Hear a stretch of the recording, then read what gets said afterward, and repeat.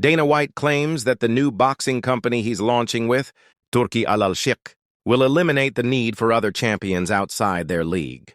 He's assuming that the four major sanctioning bodies, IBF, UBA, WBC, and WBO, will no longer be relevant. But let's be real. Expecting them to just disappear sounds more like wishful thinking than reality. The illusion of one champion. The major sanctioning bodies and their promoters will continue putting on fights outside of Dana White and Turki, Al-Sheikh's new boxing league. While their vision is ambitious and likely comes from good intentions, it doesn't seem realistic. It's surprising that Turki hasn't recognized the flaw in Dana's thinking.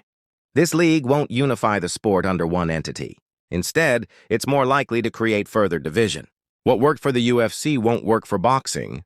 The two sports are fundamentally different, making White's approach a waste of time. He says they'll follow the UFC model, slowly building the company and ensuring fighters only compete against the best. But in the UFC, fights often end quickly with submission, holds or fast knockouts due to the small gloves. Fighters don't take the kind of sustained punishment they do in boxing, especially when consistently facing elite competition.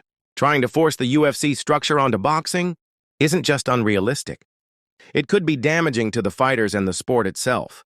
In boxing, having the best fighters face each other repeatedly just isn't sustainable. Unlike the UFC, where fights can end quickly, boxers absorb repeated headshots over 12 rounds. That kind of punishment takes a serious toll. A meat grinder, forcing top fighters to constantly battle each other, will only lead to a cycle of worn out, damaged fighters and a constant need for replacements. If you're a boxer, do you really want to step into that system, knowing you could be washed up in a year or two? It's like going to war only to get chewed up and spit out.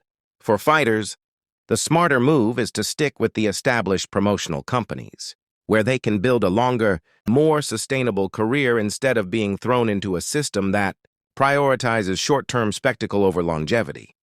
What Dana White isn't acknowledging is that the four major sanctioning bodies will continue, operating outside of his new boxing league. If he thinks they'll just disappear, he's being naive. These organizations will still crown their own champions, and promoters will keep working with them. Instead of unifying the sport, White and Turki's league is only adding more fragmentation, making things even more confusing for fans.